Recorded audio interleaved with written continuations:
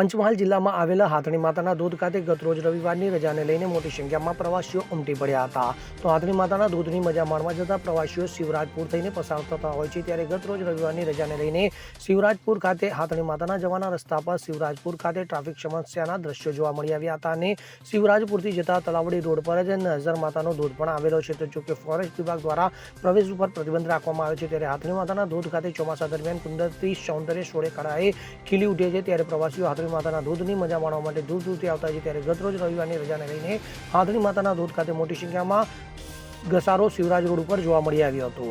કિરણ ગોહિલ સાથે CN24 news Panchmahal. હવે જુઓ દેશ દુનિયાની તમામ ખબરો તમારી આંગળીના ટેરવે. ઉઠાવો મોબાઈલ અને Google Play Store પરથી ડાઉનલોડ કરો અમારી CN24 ન્યૂઝ મોબાઈલ એપ.